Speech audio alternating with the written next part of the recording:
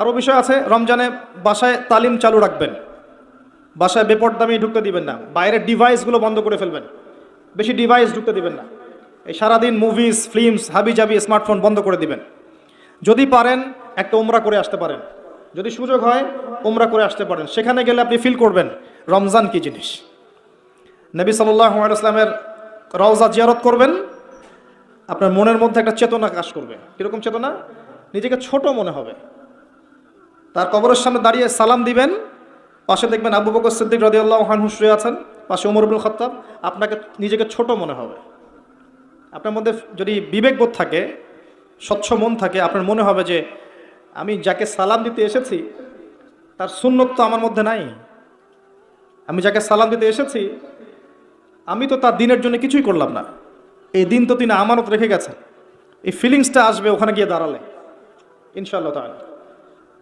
তাওয়াফ করবেন, ইব্রাহিম আলাইহিস সালামের কথা মনে পড়বে, ইসমাঈল আলাইহিস সালামের কথা মনে পড়বে। সাই করবেন, হাজেরা আলাইহিস সালামের সেই ছোটাছুটি মনে পড়বে, বাচ্চাকে পানি পান করানোর সেই করুণ দৃশ্য মনে পড়বে।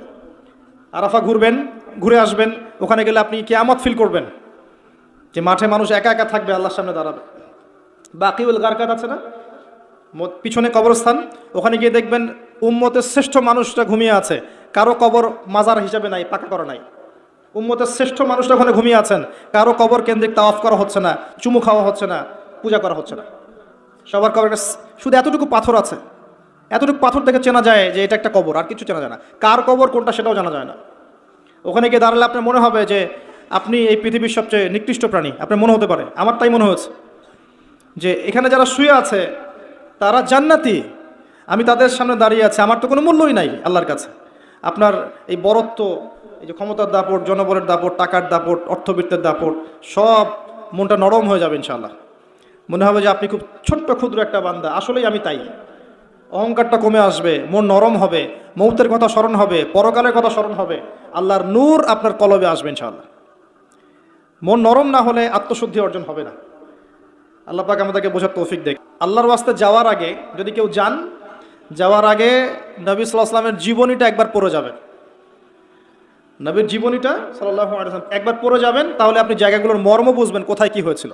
তা রমজান মাসে এটা করতে পারলে ভালো হয় এই কারণে যে আপনি সেখানে গেলে ইতিকাফ করতে পারবেন, ওখানে তারাবির সালাতগুলো জামাতে পড়তে পারবেন, কাবার সামনে নামাজ পড়বেন, নববীতে নামাজ পড়বেন, কুবায় নামাজ পড়বেন, ভালো লাগবে। এটা আমার পরামর্শ, সবার সামর্থ্য হবে না, যাদের হবে তারা যেতে পারে, দেখবেন অনেক অনেক আধ্যাত্মিকতা অর্জন হবে ইনশাআল্লাহ তাআলা। আল্লাহ পাক সফর করতে বলেছেন, সফর করলে অন্তর্দৃষ্টি জাগে এবং আল্লাহ নিদর্শনগুলো দেখলে আপনার আল্লাহর প্রতি তাওহীদ বাড়বে ইনশাআল্লাহ। আল্লাহ পাক তৌফিক দান করুন, রমজান মাসটাকে কাজে লাগান।